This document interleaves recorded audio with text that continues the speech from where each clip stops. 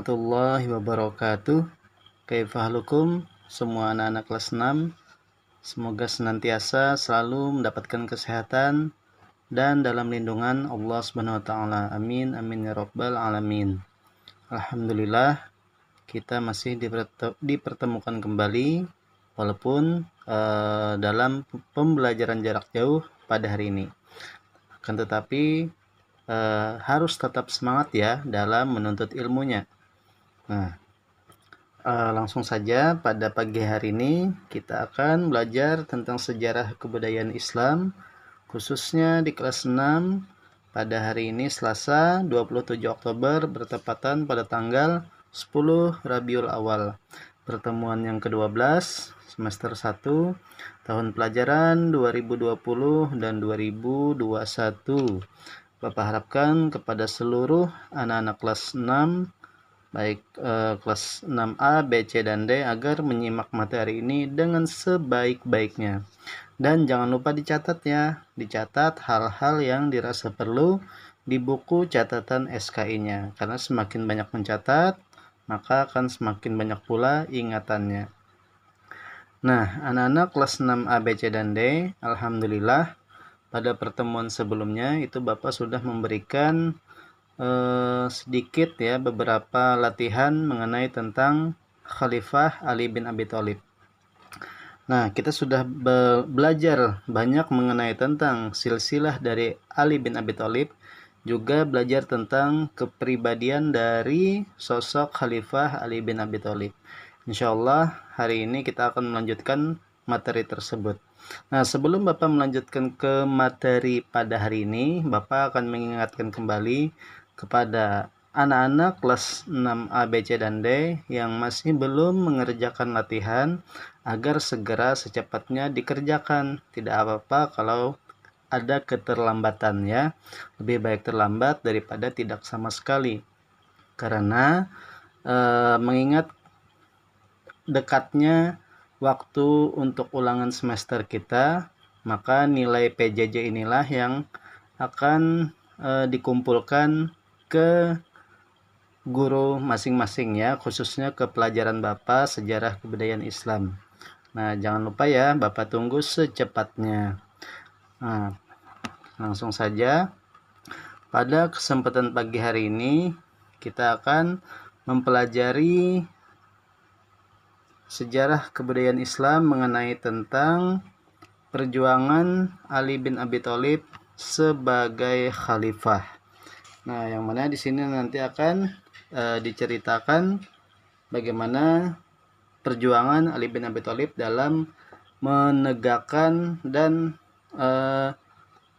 meneruskan perkembangan agama Islam yang mana sebelumnya telah dilanjutkan oleh Khalifah Utsman bin Affan.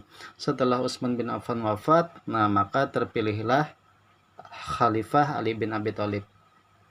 Nah, anak-anak kelas 6A, B, C, dan D. Jadi setelah Khalifah Utsman bin Affan itu meninggal dunia atau wafat, kaum muslimin meminta kesediaan dari Ali bin Abi Thalib untuk menjadi sebagai khalifah atau pemimpin ya. Nah, namun permintaan itu tidak diterima oleh Ali bin Abi Thalib ya, karena masih merasa keberatan, kemudian juga banyaknya umat yang mendesak agar Ali bin Abi Thalib menjadi seorang khalifah. Nah, akhirnya Ali bin Abi Thalib pun menerima jabatan tersebut sebagai khalifah ya. Beliau bersedia untuk dibaiat atau diangkat. Nah, rakyat kemudian membaiat Ali bin Abi Thalib menjadi khalifah. Nah, kaum muslimin itu menaruh harapan yang sangat tinggi kepada Ali bin Abi Thalib. Jadi menaruh harapan yang sangat besar supaya adanya terjadi perubahan.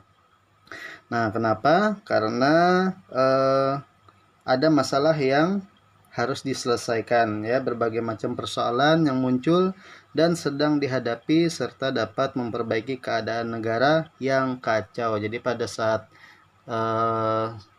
sebelum dipilihnya Khalifah Ali bin Abi Thalib itu berbagai persoalan datang ya. Karena sebelumnya setelah Khalifah Utsman bin Affan dalam periode yang keduanya itu terjadi pemberontakan yang sangat besar sehingga membuat Utsman bin Affan pun meninggal dunia. Nah, di sini karena pemberontakan dari orang-orang yang tidak puas atas kepemimpinan dari Khalifah Utsman bin Affan. Nah, demikian pula juga ada Talhah bin Ubaidillah, kemudian ada Zubair bin Awam dan Sa'ad bin Abi Waqqas. Itu sahabat-sahabat besar yang ikut membaiat Khalifah Ali bin Abi Thalib.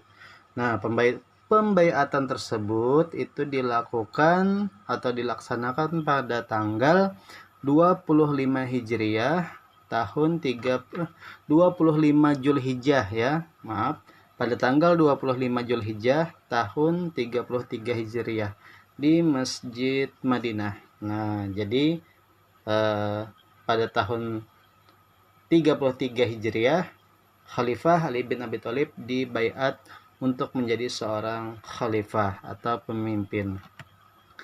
Nah, anak-anak kelas 6A, B, C, dan D. Jadi, ada beberapa perubahan yang dilakukan pada saat Khalifah Ali bin Abi Thalib melakukan perubahan ya. Salah satunya yaitu dalam bidang pemerintahan. Nah, dalam bidang pemerintahan. Jadi dalam bidang pemerintahan itu Khalifah Ali bin Abi Thalib mengganti para gubernur ya atau para pejabat yang dianggap kurang cakap atau kurang terampil, kurang tepat, kurang cepat. Nah, yang diangkat pada masa sebelumnya yaitu Khalifah Utsman bin Affan.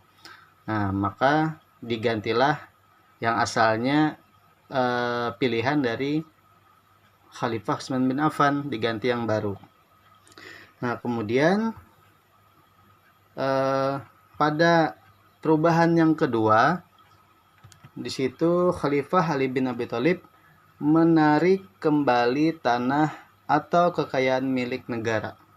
Nah, dan diserahkan ke Baitul Mal sebagai kekayaan negara.